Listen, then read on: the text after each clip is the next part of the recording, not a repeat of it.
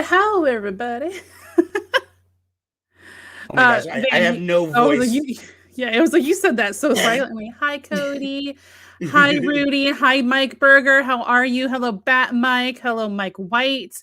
Hi, We got a Sam lot of mics Long. in here. So many people. Hey, Matt Granda. What's up? Yeah.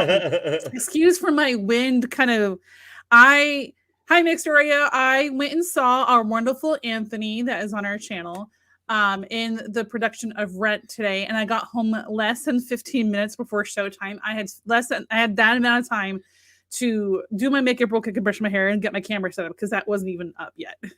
It was a fantastic show. We were lucky enough to go see it last week. I went with Aubrey and with Steven from Kyber Cave, and we just had a fantastic time. That was my first experience with Rent. And it's really cool. Like we do shows with Anthony, most weeks, not every week, but he's one of the hosts on KCAD. And it's so cool because we love him. He's our friend. He's talented on that show. But to get to see him in a whole different production and a different side of him was absolutely amazing. And he's a great singer too. I didn't even know. Absolutely great. And Cam, I will get in touch with you about what you messaged me about, but I just was rushing, so I couldn't really reply. Yeah, he was. I've seen the movie Rent, and I've listened to the soundtrack many a time. And so I knew the story. I'd never seen it live performed, so that was really cool. And I bawled my eyes out a lot. Did your husband have a good time? Yes, he had a great time. He thought Anthony was fantastic, and the gentleman who played Tom Collins' character, who was absolutely amazing too. He was the one who ended up with Angel, and Angel passes, and it's like, oh, he sings, I'll cover you the reprise of it. Cody, Rent is such a good musical. I got to see it. Oh, you got to see it on Broadway when Anthony Rapp and Adam Pascal reprised the roles. Oh, they played Mark and Roger. Yeah, it was really great. But anyway, so that was what I got. I literally just got home from and like rushed to do makeup as quick as I could, and like brushing my hair so it doesn't look like a windswept mess. Yes, I have been on a bit of the run too. As some of you may notice, my voice is kind of wrecked. We were just at Silver Age Con in Reno yesterday, and on our way back from Reno, my car broke down like in the middle of nowhere, 30 minutes north of Auburn. So bad when I saw that Facebook post. I was like, oh no! It was like 10 o'clock last night. So yeah, and so we were fortunate enough. Ezra came out with me, and because he was out with me, he let his best friend borrow his car, and so he knew his best friend was home. So we had him come out to rescue us, and then I had a tow truck come get the car, but it was like $1,200 to get the car towed back to my house. Oh man! And it was so weird. Like I don't want to say anything crazy. It almost seemed like a sabotage kind of thing because there was nothing wrong with the engine. What happened was my wheel came off. And when we pulled over, all 5 lug nuts were gone from one wheel. So we were like, how did all 5 lug nuts come off at the same time? I'm glad you're okay.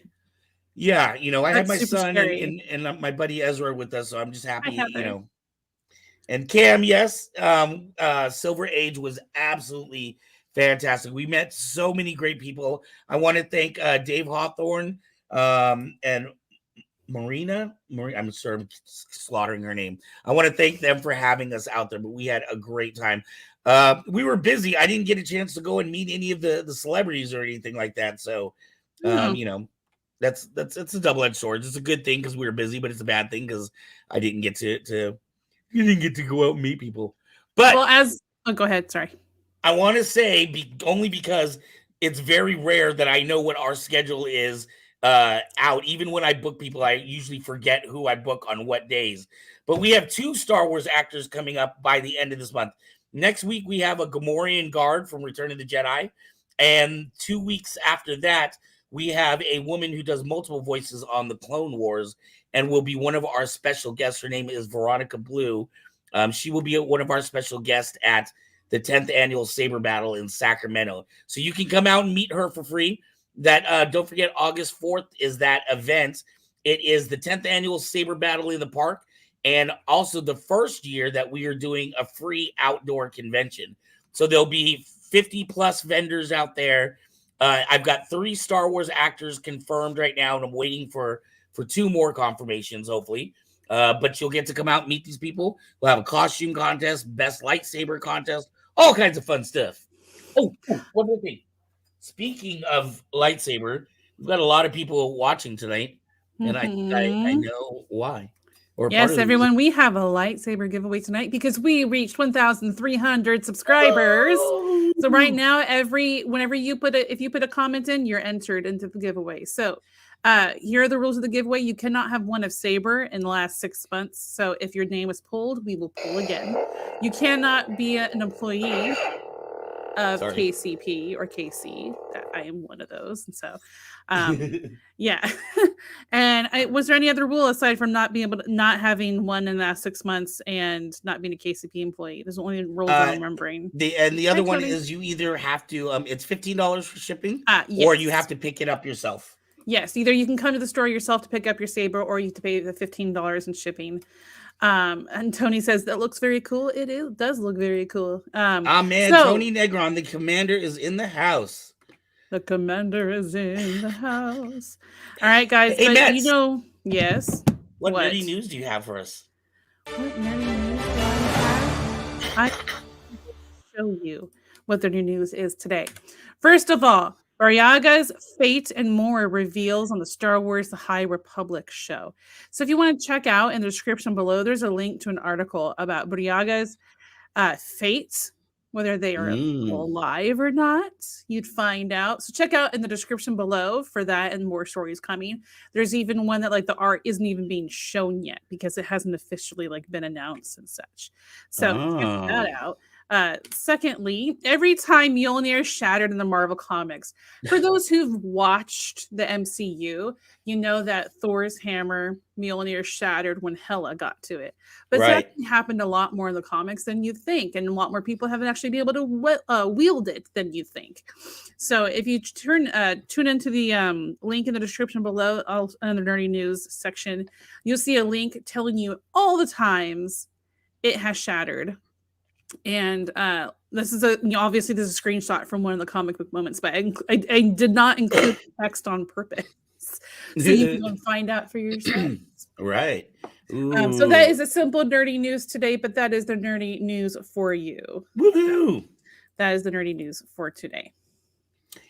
And I want to say to you, if this is your first time, please make sure to like, subscribe, hit the bell for notifications, and share this with everybody. When we get another 100, actually we're under 100 because I think we're at 1305 or something like that. When we get another 95 viewers, we will give away another Saber. Every 100 subscribers, we give away another Saber. So we definitely need your help. Leave a comment too. That makes the community more plentiful and more vibrant. All right, and so moving on, we have James Kaiser, who is the producer of Flow, the show for our channel. Every week, he finds a Flow artist that has something mesmerizing, whether it be saber spinning, fire dancing, gloving, etc. All of that. Oh gosh, sorry. I just clicked the wrong button and my whole screen went away for a second. This is what happens when I don't get to show up and prepare my things ahead of time like normally. I'm usually sitting here over 20 minutes before the show starts, getting stuff prepped. And then wait. After you figure out James, you got to tell people about your other special cool news that happened to you. I will tell that after we do Flow of the show. No, we haven't done the giveaway yet, Mix. That's at the end of the show. Yeah, the giveaway is at the end of the show before Talk of the Town. Yes, he's only showed it off. We're not actually doing it yet. Doing it just yet. So without further ado, here is our Flow of the show from James Kaiser. I don't know how to say it right, so I'm very sorry. Vojta's Flow Art. So please enjoy.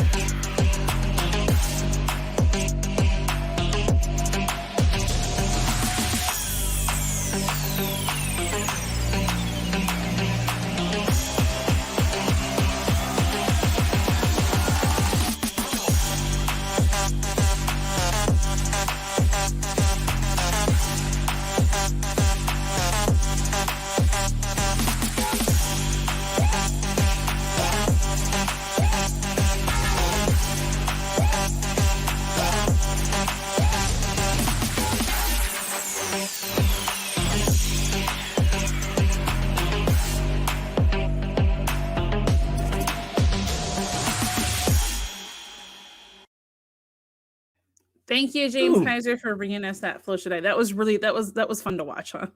I was, if I had to title that piece, I would call it "If General Grievous Did Flow Arts." Yeah. And like General Kenobi. Hi, Dr. Dr. Star-Lord. Star-Lord. How are you? So Okay, so the announcement Van was talking about, I have two little announcements. Okay, first, we are officially partnered with Dubby, the energy drink that to get your mind going. So if you want to check them out, there's a link in the description below, and it will give you 10% off with the code KCP 2023. The other news that Van wants me to share is I was approached this weekend and became a brand ambassador for Nomad Trek Store, which helps you upgrade some of your streaming looks, and has some great headphones. It has really cool decorative stuff. They have signs that you can get as well. So if you want to check out the link in the description below, and the code for 10% off, it's METSOJD10, METSOJD10. So check that out. I am so jealous of the headphones that you're getting. Like, I seriously want like some too. The headphones I'm getting are actually there's cat ears that are glowy with lights, and they have paw prints like right here. And so when I get those, I'll be wearing them here, and I'll be like, meow. Okay, if there are other like versions of the same thing, I need to have. We'll have the whole crew with like glowing heads. Well, there's like 4 different colors for the cat ears. So well, okay, would it offend you if I got a different color for the cat ears? Because they are super cool. No, there's white, I think there's blue, but there's definitely different colors there, and I would not be offended if you got whatever color you wanted. And then we could support you. I am so proud of you, Mets. I just want to say, for all the people that are working or that are watching and tuned in right now, before we get to our very special interview, a lot of people don't know how hard Metso works behind the scenes. They see her here on Sunday nights. They see her on Wednesdays doing her gamings. But the truth is that she has her hands in every single show that runs on this channel. We do shows 7 days a week. We upload a different brand new show 7 days a week. So not only that, but her journey on live internet and streaming started long before she met the KCP crew. So I'm just really proud of you. I feel like this is a long time in the making. There's that old saying that overnight success usually takes about 10 years. So I'm very excited, and I hope this leads to more stuff for you. And I want a sponsorship too, damn it. Thank you very much. Yeah, so those two links are the best ways you can help support our channel. You can also support our channel by going to kcpmerch.com and checking out the KCP merch there, keeping Van broke every day. Yeah, there's so much cool new stuff. I want that Retro Alcove blanket so bad. Yeah, we released some Retro Alcove and beard in the chair. Tony, thank you. Thanks, Tony. I made some beard in the chair merch. I drew designed that one, and then Retro Alcove was actually a logo made by Graveyard, and that you can check out that merch as well. I love you, Cody, and Dubby's delicious. Kim, I have packets of Dubby on its way to me, so I'm very excited to try them. All right, so moving on away from me. We have our guest, or would you like to introduce our guest? Yes, our guest tonight, Mr. Aureo, and I know I'm sliding that. And oh my gosh.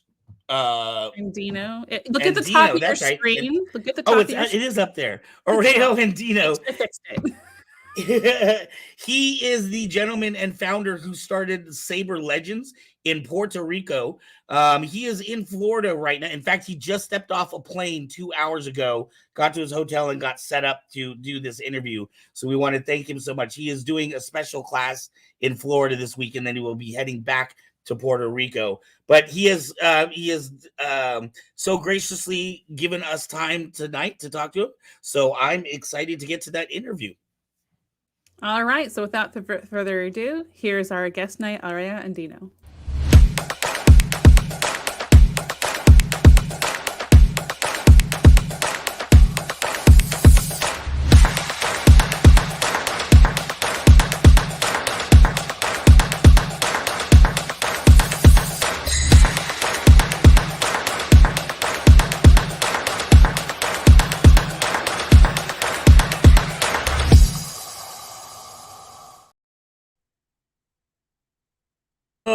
How you doing tonight? Hello there. Hello there. I'm fine. Thank you. Thank you for having me. Oh man, thank you for, I know you just stepped off a plane a little while ago getting ready for your adventures there in Florida, so I appreciate you spending time with us.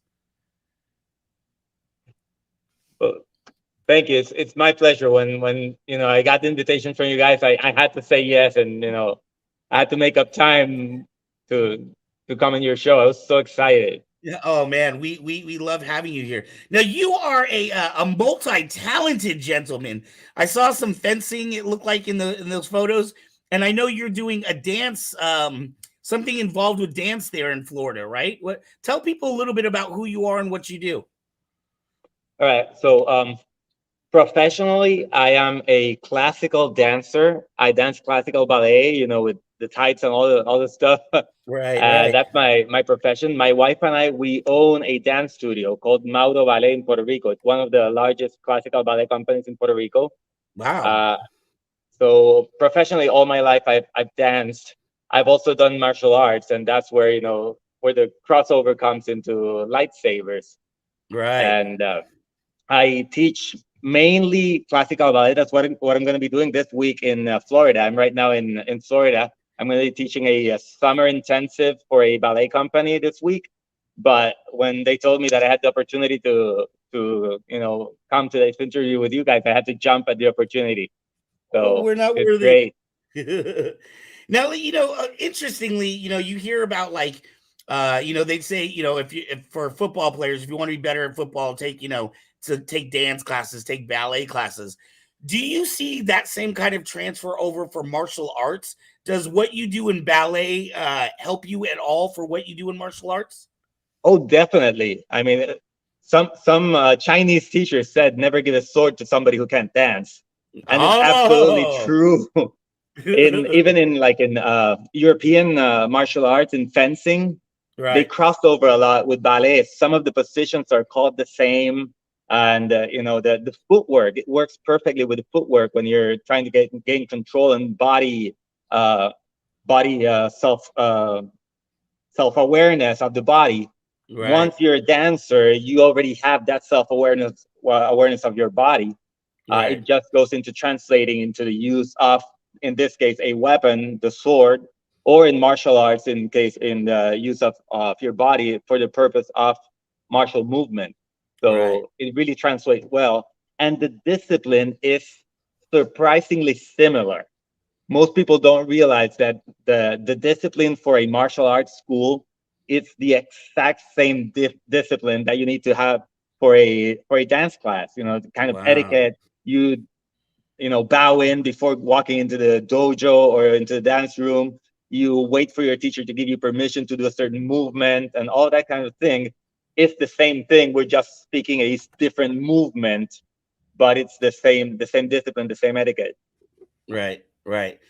So there's a lot of I find that amazing that they even use the same terminology in both the fighting and the dancing.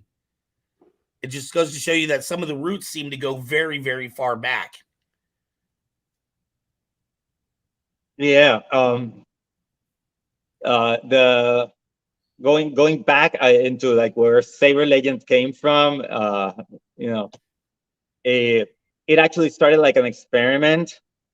Saber Legends. I had done martial arts all my life with my brothers, and I have to give a shout out to them. I'm actually an identical twin. Oh wow. My twin brother is called Roberto, and we started doing martial arts with our younger brother since we were like maybe I was 14. Our youngest brother was 9 at the time, and we actually started doing martial arts because of him, because he Mm, was the one that was in martial arts, and then my twin brother and I were into dancing, and we were already like in intermediate level, already doing like shows and stuff like that, semi-professional stuff. But he was this right. scrawny little, 9-year-old kid, and as siblings do, we got in one of those sibling fights, and I literally picked him up and threw him in the floor. Next thing I know is that he swept me and kicked me in the face. Oh So I wow. storm out, come back about an hour later and go like, Victor, this, karate teacher that you're learning from, I need to meet this guy. I need to learn this because I was physically, bigger and stronger than him, and he had, he kicked my face while he was learning worked. So that's when I got into martial arts, and that was 32 years ago. Wow. So So I've how been did doing you martial make arts and dancing for more than 32 years. so how Then, did you make the transfer over from martial arts to sabering? What was there? Were you a big Star Wars fan first off, or oh yeah, yeah? I've been a big Star Wars fan since the beginning. I'm not old enough to be able to say that I saw the original A New Hope when it came out in 77. I was born in Right. 78, but I did watch all of the other ones in the cinema when they came out for the first time. Right, And right. my brothers and I would always get like those, the Hasbro blade builder sabers and doing like huge fights in the patio in the house. And then Right. when we got into martial arts, one of the arts that we learned was sword. So Saber Legends actually started as an experiment to see if we could get more people, and that was 11 years ago. 11 years Wow. ago, we wanted to get more people interested in Japanese sword, but it was kind of difficult. I was running the dojo from my dance studio, Uh, so my twin brother, he's in the Air Force, and he was stationed in Canada, and he actually met a group called River City Jedi out of Winnipeg, Canada, and right. he saw them practicing lightsaber at the gym, and he calls me and goes like, Aureo, I just saw the coolest thing. These people, they have lightsabers and they're combat rated. They can actually fight with this thing. Right, It was the right. first time that we actually saw, combat rated lightsabers. So I go to my younger brother who's still living in Puerto Rico with me, and I tell him, Victor, I have a crazy idea. Like all the other serious martial art people are gonna make fun of us, but I don't Right. care. It's my studio. The There was no other groups in Puerto Rico. I actually researched for almost a month because I didn't want to teach lightsaber. I wanted to join a group and go in and play with them. But there Right. was nothing in Puerto Rico. So I called my brother and I told him, listen, I have this crazy idea. Will you go into it with me? Let's start our own sabering group in Puerto Rico. And that's how Saber Legends got started. We simply, Wow. bit the bullet and decided to start our own sabering club in Puerto Rico and started researching. And through that, we learned about the different groups that already did this, like New York Jedi, who'd been doing it for the longest time. They're probably the pioneers in Right. Right. sabering. Then TPLA and Chad Ironmonger, who has created the whole curriculum, and Right. TSL, Lightspeed. So I started researching all these groups in order for us to get a curriculum that would make sense for a new group in Puerto Rico that had no experience, didn't know what lightsabering was about, and that Right. nobody else in Puerto Rico actually knew what it would be about. So what I started doing is that we started first creating our own curriculum, but uh, trying to bring in some of the best stuff that we found in all, because it is an evolving thing, but Right. there's no use in trying to you reinvent the wheel when there's so many other groups that have already contributed so much to the sport. Right. So we researched and we made ourselves students of the TPLA system. We Mm. contacted the Saber Legion. We contacted Lightspeed in order for us to get base material, but we also infused it with our own martial arts stuff from our teacher. So part of our curriculum is part of what our teacher taught us in Japanese sword. And then I started inviting other traditional swords people from Puerto Rico to come and give lectures into Saber Legend, and then we do a study on how that would translate into lightsabering. So I had Wow.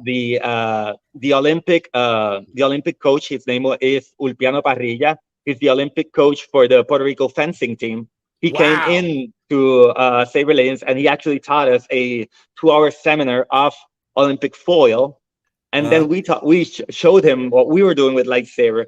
So then we started kind of like figuring out how to translate Olympic fencing into lightsabering and how that would fit into the canon 7 forms right. of lightsaber, but bringing in like real world skills Techniques. Yeah. That's where I met also my friends. I am very active in the San Juan Kendo Club.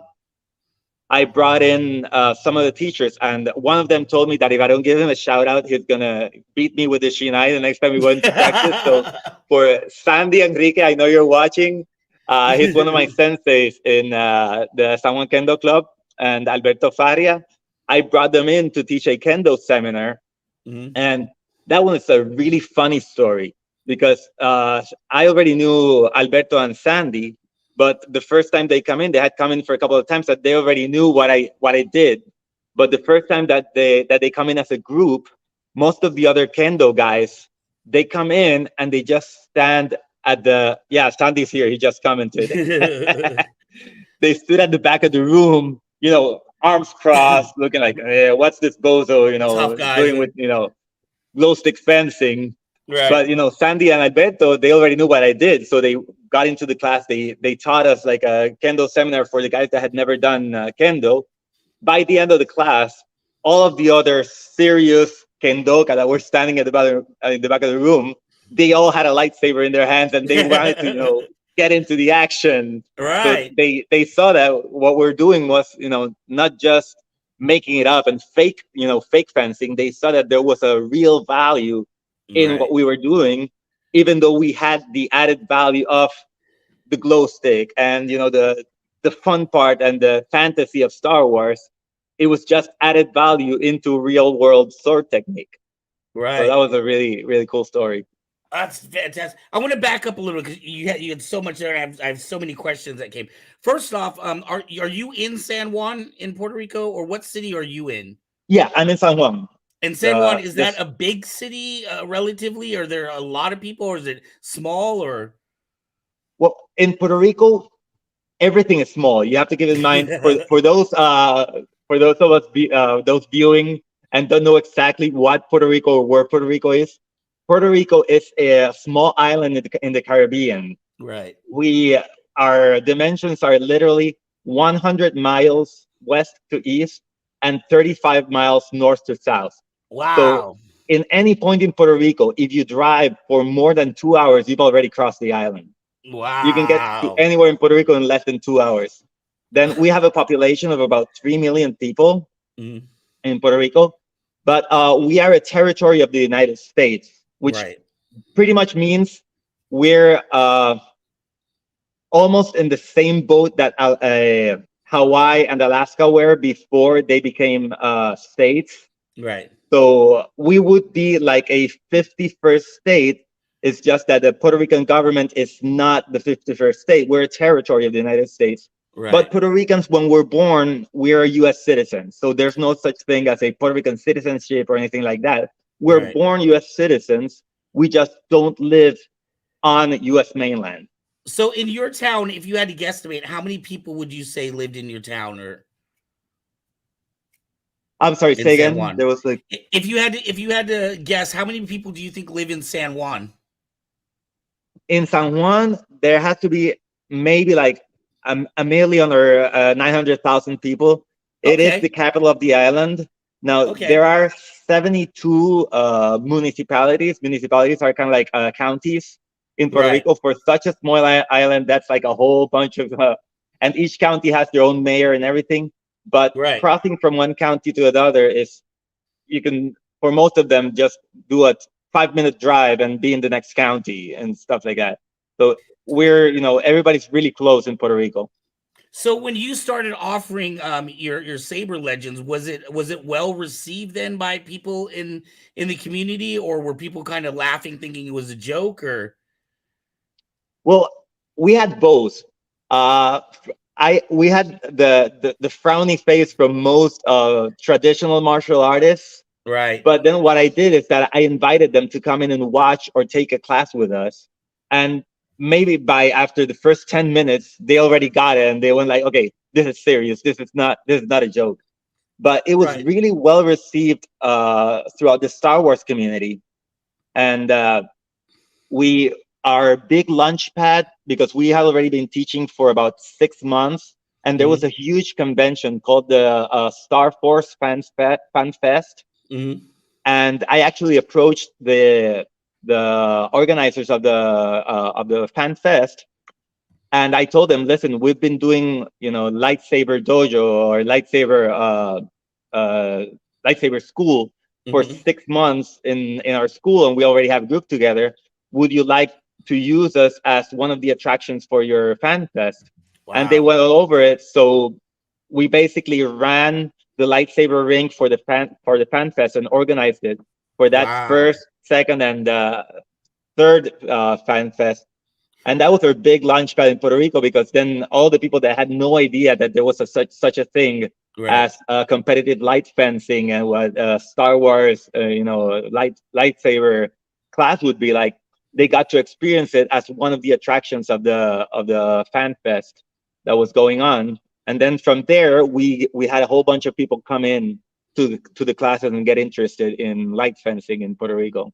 When you did that first demonstration, you said you had your school together for about 6 months. How many people were in your school at that time?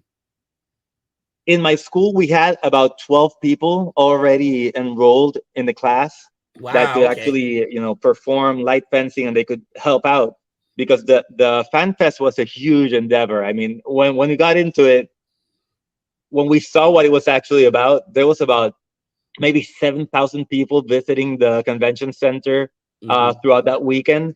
And we were literally teaching lightsaber classes back to back from 9 in the morning, when the convention started, till 6 p.m. when it ended. So we started rotating ourselves. At first, I taught like the first 10 or 15 classes, one behind Right. the other, and then I started like rotating and going to, okay, you guys, you've already taken class, you already know what to do. I need you to lead this class, because I'm not going to last the whole weekend after Right. after all this. So, but that I'm was with that first 12 group of people, 12 guys that were enrolled in the class. right. And I'm very interested to hear, because I've interviewed many different people, many directors and academy people, but I've never spoken to anyone that's actually had an Olympic competitor come in and give demonstrations. What was that person's name again? The Olympic competitor that you had? Ulpiano Parrilla. Okay, I'm not going to be able to pronounce that, but I can send it to you. what It's did all Spanish names. was it? It's a man or a woman? It's a man. He's actually he was the president of the Olympic Federation for fencing, for the Puerto Mhm. Rico Fencing Federation. And did he see immediate value in what you did, or like when you first called him and say, "Hey, I'm doing this group and I'd love for you to come in"? Did he chuckle about it and then agree, or did he see immediate value? The reason why Oh I no, ask you this is because I know in France 4 years ago they recognized sabering as an official sport, and their thought process and logic behind it was something that got kids off the couch and exercising, and in their eyes, it was considered a true sport. And so, what did your friend, the Olympian, think? well, yeah, Ulpiano was immediately receptive to the idea. I called him. I knew him from before, because I had taken fencing as an elective in the university. Mhm. So I knew who Ulpiano was. He didn't remember me, because I was just one of the students. I was never in like the federation or the Olympic team. I was always, but I knew who Ulpiano was. So I approached him, and he was immediately receptive to the idea. First, because it was a way to get people interested in fencing through using the lightsaber as a tool, and it was a new way to express sword fighting. Mhm. So, and then he came in, he taught us, the basics of Olympic fencing foil, and the differences between foil, EP, and saber. Right. And then we showed him what we had come up with the lightsaber. But he was very, very receptive. That is fantastic. Now, forgive me if I'm wrong. Did you say Saber Legends has been around for 11 years? Did I Yes, get it that has. wrong? Now, in the 11 years, I know your island is small. It seems like the advantage of, if everybody is only 2 hours away, you could really amass a big audience fast. But it seems like the disadvantage is you have nobody to compete against. Or have other Yeah. schools sprung up since you started, or are you still the only one out there? we're pretty much still the only one that is in constant operation. There have been some groups that have sprouted out, but they they're not as consistent. There's group that started. They contacted us. We had like a communication with them, but then they stopped.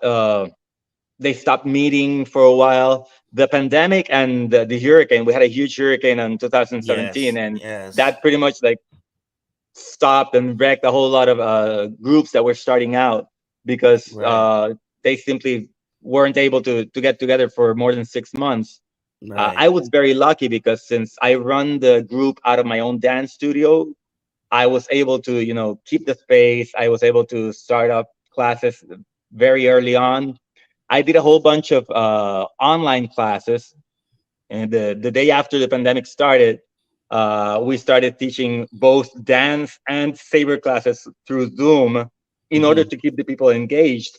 right, Because if not, like any other sport or leisure activity that people get into, if they stop doing, if they lose the consistency, then right, most people just lose interest. So we right. They try don't to come keep like back. every week broadcasting classes, giving like little challenges for students to send in their videos doing Right. the shisho, form one uh kata or whatever, and send it Right. in, so they keep engaged with the idea of light fencing. This is an interesting thing to me because I've never had an opportunity to ask somebody about this, but I've obviously interviewed a lot of people that had to keep their schools or their academy together through COVID. So that's nothing new to me. In your particular case, though, I've never talked to anybody that has had to keep a school together through like a natural tragedy, through a tornado or something like that. And I know, like, when you study the Great Depression or you study some other, down points in American history, it's usually been arts and entertainment that's kind of held people together. How was it with you? When people are worried about their homes being destroyed, or maybe there's family members that they're worried about. Was it difficult for you to keep the school together, or was it actually more easy because people were looking for an outlet to get their mind off the bad things that were going on? Well, actually, the school pretty much became an oasis, both for dancers and for the lightsaber guys, because my wife and I actually had to move into the school because our house got flooded. Oh So we're no. living out of the dance studio, Right. and after about 3 weeks, everybody was going nuts. There was no power. There was no. So we decided to call all the students and tell them, listen, we're gonna start teaching classes for free for anybody who wants to, get out of the house and be able to do Wow. something and have that outlet. And everybody came in, like all the dancers came in, all the lightsaber guys came in. So we were literally like teaching free classes just to have something to entertain ourselves and to keep our spirits up. Wow. Then we had the opportunity to go visit shelters because the government had actually made most of the like um, sports complexes that belong to the government. They became shelters for people that had lost their homes, Right. but those people were basically living on a basketball court on a cot and being fed 3 meals a day, and they had nothing to do. So we Right. decided we're going to visit these places, and we're going to bring both the group of dancers and the group of lightsabers to give demonstrations and to give classes to these people. And that was an amazing experience, especially because you already know that they're gonna welcome the dancing group as entertainment. But Right. when we got there with the lightsaber group, it was something else. We had little kids and parents just running towards us because they wanted to, play with us and Right. learn. And we taught them a little bit of the forms, and then we did like free sparring with them. We spent maybe like 2 hours in every shelter that we visited, and when we were leaving, people would go like, guys, you either have to come back, we don't want you guys to leave. This is the most fun that we've had in the Right. last 3 or 5 weeks.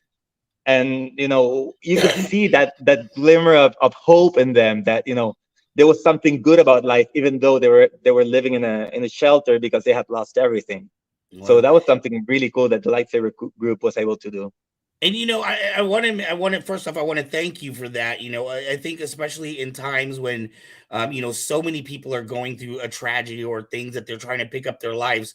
It's easy to get stuck in our own little bubble and think about our own family. But it sounds like you and your wife you took away from yourselves, sacrificed from yourselves to go and bring this to other people so that they weren't as miserable trying to get through the same thing. Was that difficult for you to do? I mean, here it is, you have your own school, you had a hurricane come through and you're not bringing in income, but you're still trying to uplift your community. Yeah, but I think that we received so much more back than we were giving out because we felt useful. We felt like what we were doing was was being good for the people around us. And the worst feeling that you could have in times like that is when you feel useless, when you feel, like you don't have any hope. So Right. in bringing hope to other people, we felt like we were actually being able to give a little bit back, and that we were being useful. Right. So we felt actually grateful for the opportunity to be able to help other people, and it made our lives worthwhile in those times where everything was feeling, like there was no hope left. So Right. we were Right. lucky to be put in that position. Now I know, or at least I believe, I think you came up to the Aiken Academy and met with Tony Negron. Is that correct? Yes, sir. Tony, I actually haven't gone up to Aiken Saber Academy. Tony Okay. came to Puerto Rico and he visited me at Saber Legends. Now, Oh I have wow. been corresponding with Tony through the internet for months and months and months, as a fellow academy owner for Right. light fencing. And the funny story is that he is from Puerto Rico. His family is from Puerto Rico. And in Right. one of the times that he came to Puerto Rico to visit his family, I had him, like meet my mom. And my mom says, like, well, listen, I think that you guys are related. So apparently, Tony and I have a distant aunt or a distant cousin in common, and we might be primos. We might be cousins. Wow. So the world is really small. Hey, Tony's here. Tony just commented.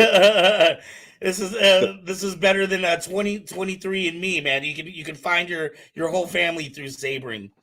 Do Yep. you ever have any intention, like, if let's say money wasn't an object, would you like to tour your school and come to other schools and compete with other groups? Oh, definitely, definitely. I think the one of the things that this and all arts, because I consider it an art.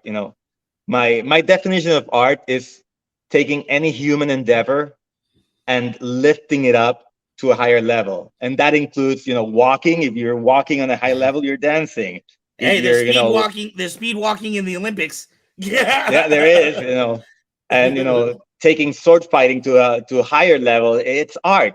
And the purpose of any art is to bring people together, from Right. all walks of life. I speak the same language when I have a lightsaber in my hand as the French people do. Even though I don't speak French, but if we're doing lightsabering, we can speak the same language with the lightsabers in our hands. Or with the Right. Japanese, when I do kendo, I don't speak Japanese, but I know the etiquette, and I can do a kendo bout with a Japanese guy, no problem, and we can speak the same language. So yeah, I Right. think the dream would be to be able to travel all over and bring the group. There's a lot of exciting stuff happening right now with the sport of light fencing. You mentioned the French that a couple of years ago they added the lightsaber as the fourth weapon, but Right. right now, just as soon as yesterday, the in Arizona, it was the U.S. Nationals, the finals for U.S. fencing, and they took a group of actually it was Chad Ironmonger took a Right. group Terra Prime, right? from Or from Terra Prime to showcase light fencing, and they're actually considering and showcasing it to see if we end up doing the same as the French did, accepting the lightsaber as a fourth weapon in the Olympic fencing federation. So that would be wow. amazing. Wow. That would be absolutely incredible. Do you feel like we're on that direction, or do you feel like that's a long way away? One of the things that I think is a little bit challenging, and not that it's a bad thing, is that you have so many groups. You have Ludo, Lightspeed, Saber Legion. You have so many groups, and each one, their rules are slightly different. Whether it's the amount of armor that you need to wear, the types of sabers that you can use. Do you think it's possible to find a common language for everybody? I think it's definitely possible. I mean, we've seen with most contact sports. I mean, like there are hundreds of different contact sports. We have enough space to have like point fighting, what would be karate in as an Olympic sport. But then you have different leagues like the UFC. You have other types of boxing, Right. and they can all coexist.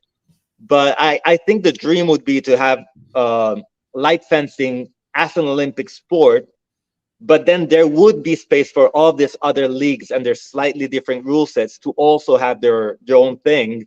It would just be different leagues, and then light fencing would be like the Olympic one.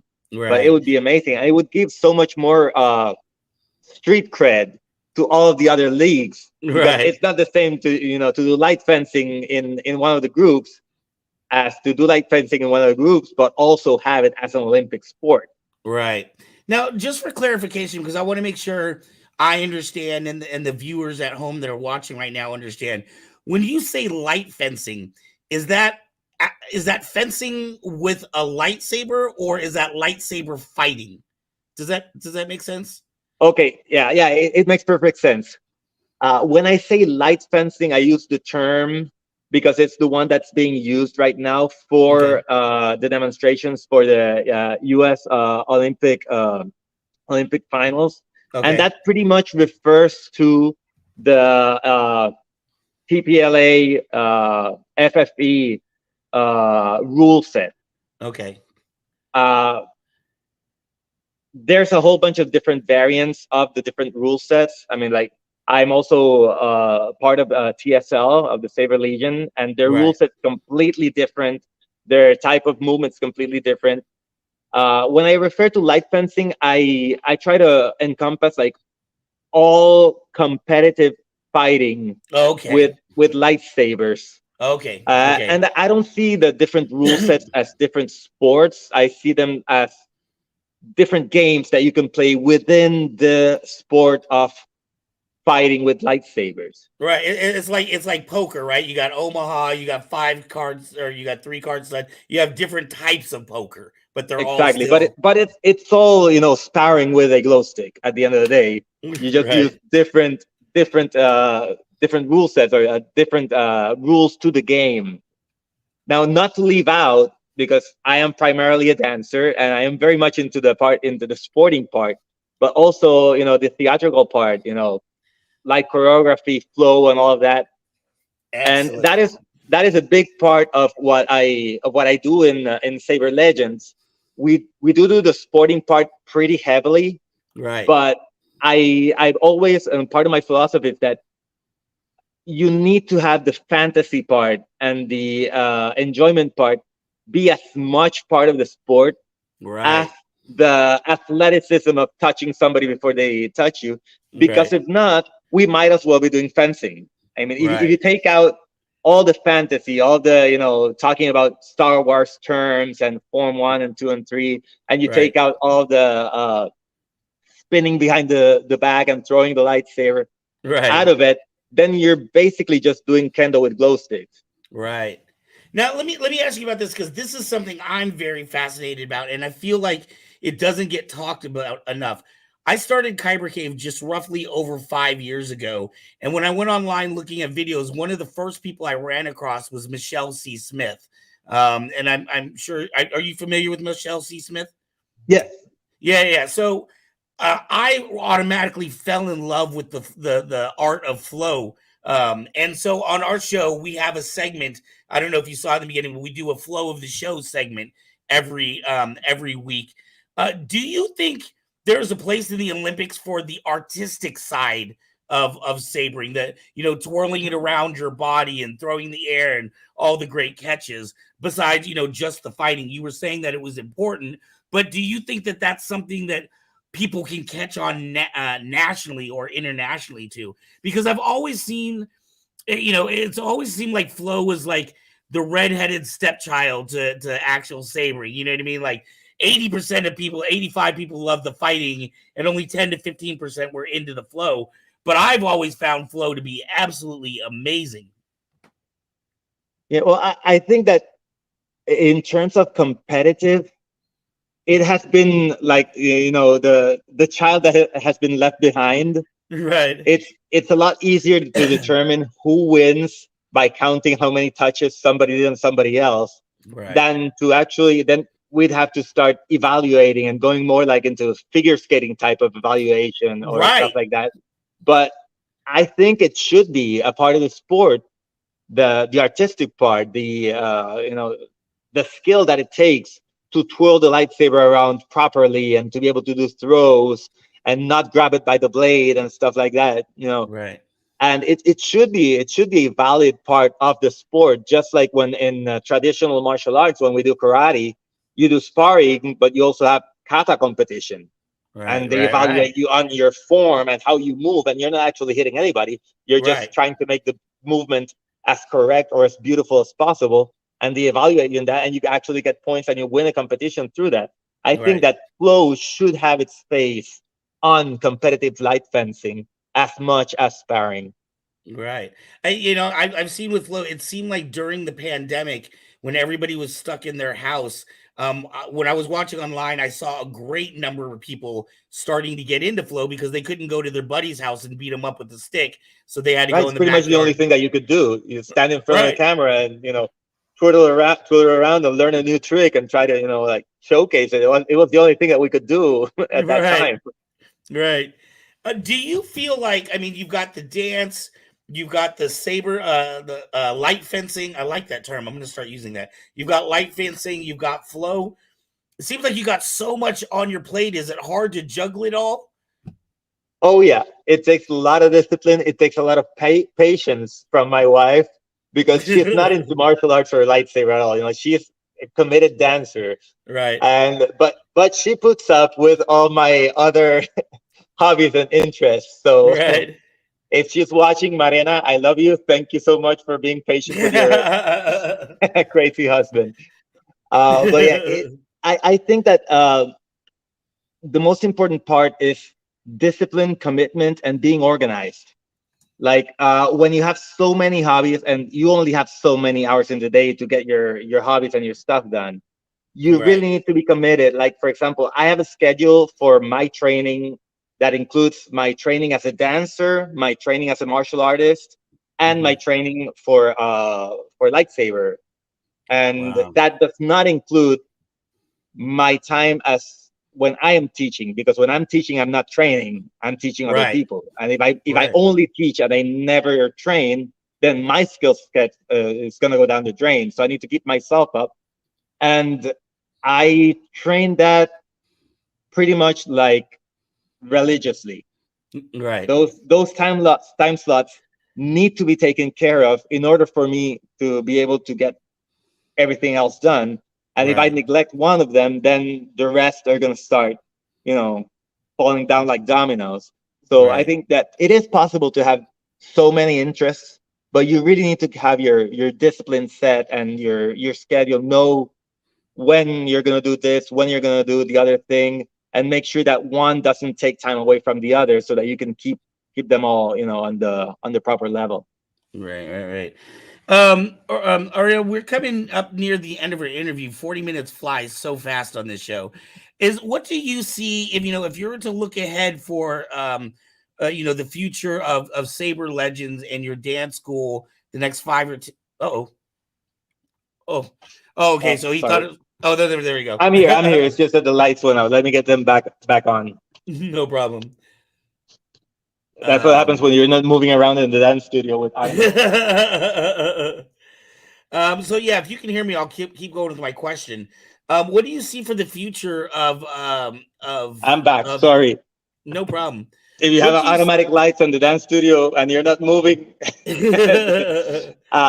what do I see in the future for Saber Legends?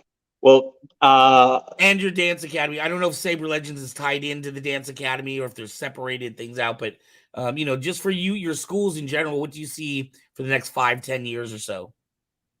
Well, I'd love for the Saber Legends group to grow enough to become its own thing and not have to be, like one of the classes that we teach in the dance academy.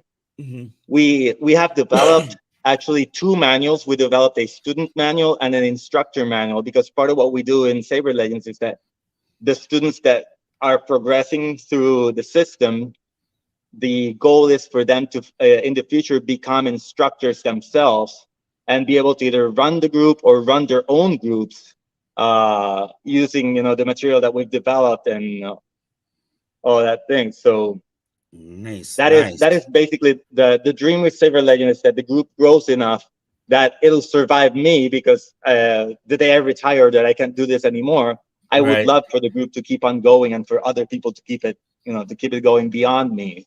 Beautiful. And Aureo, if you had any last words of advice for people out there, any life philosophies or anything you want to leave people with, what is that? What would that be? Well, if anybody who's thinking about starting a light fencing or a lightsaber group, my words would be, go for it. I mean, there's always going to be people who are going to look at you and laugh about it, but you're always going to find your niche, your clan, your group of people that are going to back you up, and they're going to love what you're doing. And at the end of the day, it's all about whether or not you're having fun. And I am having the time of my life with this. Excellent. I mean, I've been lucky enough to turn most of, or maybe all of, my hobbies and my interests into something that I do every day and I live out of. So I feel like I don't work a day in my life. I am the luckiest guy, in the world. You are where most of us are trying to be, my friend. And I don't just mean Puerto Rico. I just mean your general philosophy in life. Aureo, I want to thank you so much. Again, I know you just stepped off an airplane. I know you got a lot on your mind with the teaching schedule you got to do this week, but I can't thank you enough for being a guest with us tonight. I feel like I've learned a ton, and I'd love to catch up with you again sometime. Oh yeah, anytime. I want to thank you for having me in your show. Like I mentioned before we were online, I've been following the Kyber Cave since you guys started, because you were one of the guys that started your own storefront and your own your own thing, while we were trying to get Saber Legends up and running and learning who was doing lightsabering where. So I remember when you guys opened up your first space and you were doing selling lightsabers off of a little glass counter to the side, and had the black mats on the floor for people to buy them and try them out right there. All that. We used to do free Saturday battles, free battles every Saturday night, because I live in a small town and there's nothing to do here. So we were the only thing in town to do after 7 p.m. on a Saturday night. Well, man, that makes me feel great. I'm very, very humbled. Thank you so much. Aureo, again, thank you for an incredible interview. I will be watching you and seeing everything that you are doing, and we are going to talk again. Thank you again. Thank you for having me. All right, let's roll that.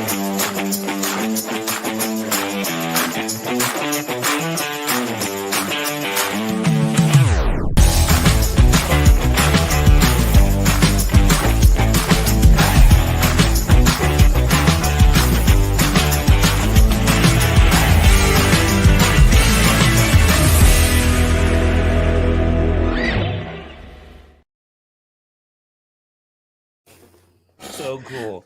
Yeah, it was a fun interview. Thank you very much, Aureo, for coming on.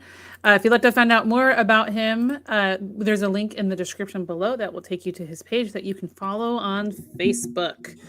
Yes, and Van's just holding around a little lightsaber there that we're going to happen to be giving away at the end of the show. Don't forget, somebody here. And if you have multiple YouTube accounts, you can actually leave. I mean, not YouTube, YouTube. Sorry, I'm all over the place. You can actually leave a comment from multiple YouTube accounts and increase your chances of winning this bad boy. Yes. So Going we home to only someone. have one more segment before we do the giveaway. So please, if you want to have an extra entry from a different YouTube account, get that in soon. Because once the drawing happens, it happens. Graveyard says, Ark, looky sexified in that shirt there. Yes, So I'm guys, rocking yes. we mostly pod out at night, mostly merch. If you want that, maybe we can get that link in the description down below. That is one of our fantastic hosts. He does Retro Alcove as well as Saturday Morning Nerd Out, but he has his own horror podcast that everybody should be listening to. In the chat, I just put in the link to their website where you can see where they have their podcast, all their merch, which is actually pretty cool. So go ahead and check that out. You can see it there. They mostly pod out at nightmostly.com. Thank you, Brianna Grover. Brianna, I hope that's how it's spelled. Please let me know if it's Brianna or Davis. Brianna. I like saying names correctly. And hi, Davis. Thank you. Yes, great interview. Wonderful. Thank you so much. All right, so moving on. Oh, you guys wait. Yes. Wait, I did announce. Oh, sorry, did I announce earlier? We have the guest that we have coming up. I did that already, right? Yes, you did. Okay, sorry. My brain is all over the place. I've been fried this weekend. I'm surviving. Even but your survived. pork car thing, yeah. Okay. Just glad you survived with the pork car thing. So moving on, guys. You guys know if you watch regularly who Kevin Hogan is. He is our weekly convention connoisseur reporter. He goes to conventions every week and sends us a really nice report, and also lets you know about some upcoming ones. So without further ado, here is Kevin's report. Hello, this is Kevin Hogan from Northern California with an episode of California Comic-Con Adventures. On the weekend of July 1st through the 4th, 2023 was BayCon 2023 in Santa Clara, California. Now, BayCon is a primarily sci-fi author-based Comic-Con. Now, that's a fun event there where they have lots of sci-fi authors and fictional writers and technology-inspired folks come together there and host panels. So it can be interesting to listen to all the different things like how does artificial intelligence and space travel and how will these things be affecting society. And a lot of the people giving the panels are authors that have written books on these kind of topics there. And folks, for example, from different media, for example, like the BattleBots TV shows were present. And other actors from TV shows like Star Trek and others will be there to discuss how these things maybe inspired them and such. And also, they do have cosplay contests there and performances by lightsaber groups there, so it's very fun there. Plus, you get to see lots of fun folks there in the vendor hall showing off their arts and crafts there. Recommendation, though, if you're going to BayCon is to buy your tickets well in advance, though, because the prices can go up considerably. For example, a year in advance, they might be about $60 for the weekend there. But if you wait till the weekend of, they could be as high as $150 there. So buying ahead of time is a good idea if you're going to BayCon. Also on the weekend of July the 2nd, 2023, our friends over at Ohana Comic-Con went down to Central California and had a Comic-Con over in Hanford. Ohana Comic-Con, as you know, travels up and down the state of California, hosting events in a different city every weekend. Usually they have very economical events in places like Veterans Halls, Moose and Elks Lodges there, where admission's usually $10 or less there, often areas with free parking there, so it's a great chance to get to see local artists and explore their vendor hall with souvenirs there, get to hang out with local friends there, and have fun at their cosplay contest in the afternoon, usually around 2:30 there. So whenever Ohana Comic-Con comes to a town near you, definitely recommend checking them out there. And for everyone interested in upcoming events there, looking forward to July the 16th, our friends over at Ohana Comic-Con are going to be visiting Benicia. Again, that's going to be July the 16th, Ohana Comic-Con visiting Benicia. Also on Sunday, July 16th, Comicverse Comic-Con is going to be at the Scottish Rite Convention Center over in Sacramento. And also on the weekend of Friday, August the 4th, 2023, is going to be the Saber Rattle in Fremont Park. That's going to be in Sacramento on Friday, August the 4th in the afternoon. So bring those lightsabers out there for some fun battling there. And also on the weekend of Saturday, August the 5th, is going to be the Hello Kitty Festival in the city park there in Benicia. For all you Hello Kitty fans there, come out and see some fun vendors. Well, thanks for watching. Hope you enjoyed the pics, and we'll see you out there at the next Comic-Con.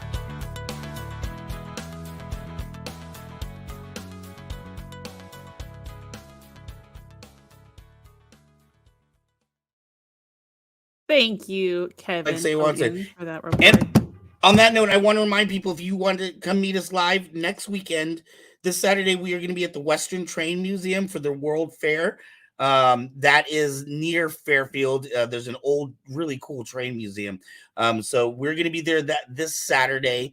We are going to be at the Hello Kitty Fest, so you might see me with a big bow on or something. You just need to get those cat headphones. I do. You're right. See, that's a total excuse to get them. Okay, I'm totally getting them now. They won't be here in time for you to wear them. Don't tell me that. Don't tell me that. Sorry.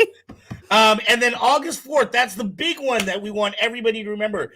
That is the 10th annual Saber Battle in the Park, Fremont Park in Sacramento. It is going to be from 2 to 9 p.m. It is a free event that has been put on for the last 5 years by Sunshine Creations. And the first 5 years, it was put on by a different group. This year, Kyber Cave is hooking up with Sunshine Creations, and we are adding a free convention element to it. So there is going to be a free outdoor convention. You're going to see 50 to 100 vendors there. We have at least 3 Star Wars actors that will be there, and I'm waiting for confirmation for 2 more people. So 3 to 5 Star Wars actors there. Free event in the park. We're going to have a costume contest, best saber contest. Mm-hmm. And what more do you want than 500 to 1,000 people in the park beating each other up with lightsabers? And Metzo's so sad face I won't be there. I know. I get home, guys. Yeah, you won't catch me on August 4th, but the reason being is I come home that day from New Jersey and I fly in like right when it starts.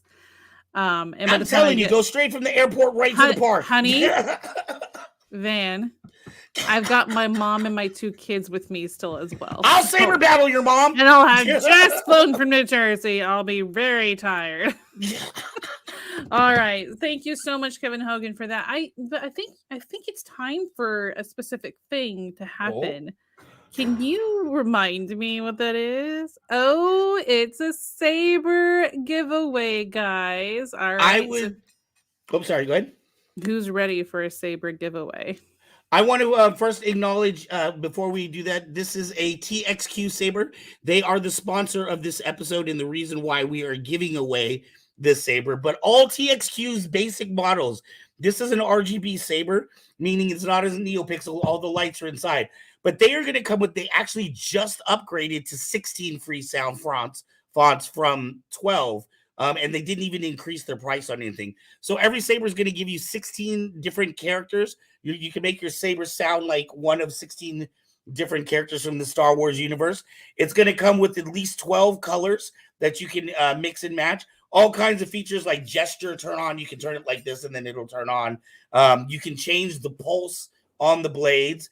And these are all combat ready. These are not like the Sabers that you buy at certain amusement parks that are over $200 and you can't actually fight with them. You are going to break your friend before you break this Saber. Hi, Cheyenne.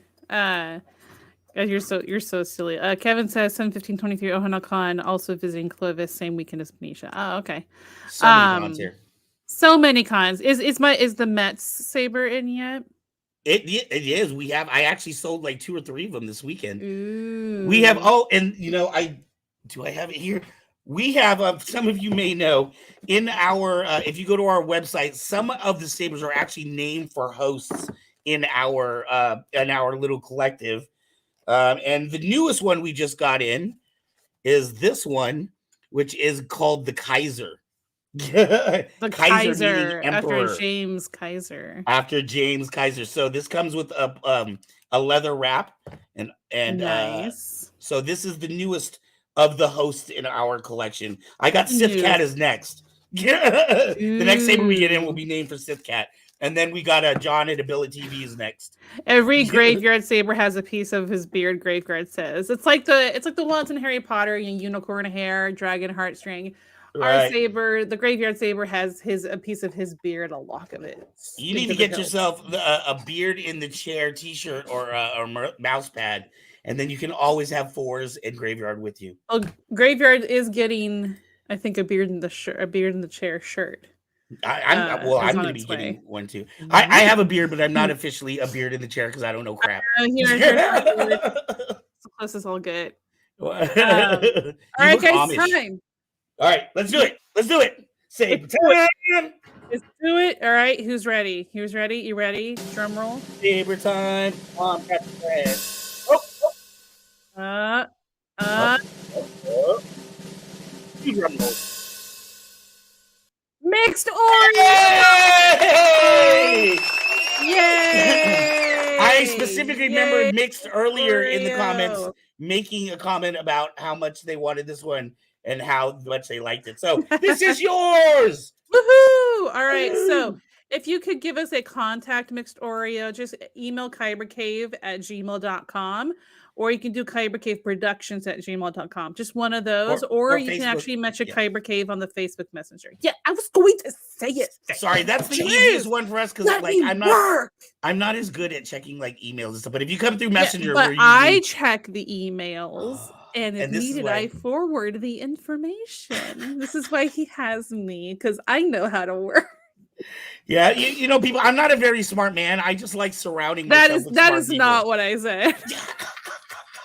By the way, everybody, I did not say he wasn't smart. All right. All right, Mixed Oreo, congratulations. I'm very excited for you. Don't forget, if you're unable to come to the store to pick up, you'll have to pay for shipping, which is $15 US. Yeah, but that's it. That's our show, guys. That was very Yay. fun. That was a lot of fun. Don't forget, please like, subscribe, leave a little comment, and share this with your friends. Once we get 94, 95 or so more people, we will be giving away another Saber. Yeah, and check out all the show descriptions and our show information in the description below. You can find out about all of our other shows, which right now, Kyber Cave After Dark is on an indefinite hiatus. We're going to bring it back eventually with some new improved stuff. But we do have New Order, which is a show with an RPG game that will be coming up. And I have a show of Van is cooking up in the background that he hasn't quite, gotten around of, but I believe New Order will be up first, as that one's been up on the docket for quite a while. But right now, to substitute on Fridays, I'm actually recording gaming uploads. So I do some editing and fun with that. So check those out. We have one more episode of Curious Cases, which is an escape room I played, and the next is a scary game called Visage. Which I've recorded a couple episodes for. This last one ended with a scream. So I know. I like enjoy. seeing you get scared. You're funny. Thanks. That's why I do it, because everyone enjoys it for some reason. I do like going to opera like screams. Like it's just like ridiculous. Oh my gosh, it's ridiculous. And I hope you all enjoy it. He'll do email and Facebook. Mixed Oreo says he'll just cover both. All right, guys. Well, thank you so much for joining us this week. Tune in tomorrow night is our next thing, which is Retro Alcove. Upload will be released at 5:15 p.m. Pacific time. So without further ado, have a wonderful week, and we'll catch you later. Bye. Bye. Thank you, guys. We love you.